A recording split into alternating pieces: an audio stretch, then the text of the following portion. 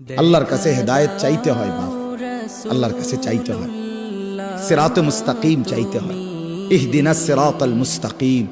আল্লাহ বলে বান্দা আল্লাহর কাছে সঠিক রাস্তা এটা প্রতিদিন চাইতে হয়। আমাদের প্রিয় নবী সাল্লাল্লাহু আলাইহি ওয়াসাল্লাম যিনি হেদায়েতের রাস্তা চিনাইতেন, যিনি আল্লাহর পথ বলতেন, সেই তিনি পর্যন্ত আল্লাহর কাছে হেদায়েত চাইছেন। আল্লাহুম্মা ইন্নী আসআলুকাল হুদা ওয়াত-তুকা ওয়াল আফাফা ওয়াল গিনা। আল্লাহ আমি হেদায়েত চাই, আল্লাহ আমি তাকওয়া চাই, আল্লাহ আমি চরিত্রের পবিত্রতা চাই, আল্লাহ আমি দুনিয়ার প্রতি অমুখাপেক্ষিতা চাই। নবীজি বলছেন, নবীজি বলছেন এটা দোস্ত।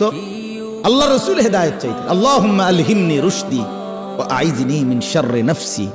নবীজি দোয়া করতেন, আল্লাহ এই ব্যাপারে কোনটা সঠিক, এই রাস্তাটা সঠিকটা আপনি আমারে ইলহাম করে আমার দিলে ঢাইলা আমার দেখায় দেন।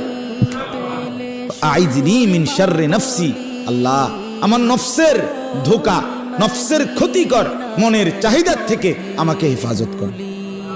নবীজির দোয়া এগুলো।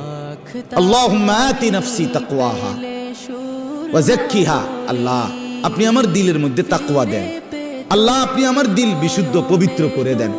আনতা খায়রু মান যাক্কাহা, আপনি তো হচ্ছেন সর্বোত্তম পবিত্রতাকারী। আনতা ওয়ালিয়ুহা, আপনি তো হচ্ছেন নফসের মালিক। ওয়া মাওলাহা, আপনি তো হচ্ছেন জিন্দেগীর মাওলা। আপনি ছাড়া তাকওয়া দিবে কে, আপনি ছাড়া হেদায়েত দিবে কে মাওলা। আল্লাহুম্মা আসলিহ লি শা'নি কুল্লা ওয়া লা তাকিলনি ইলা নাফসি তারফাতা আইন।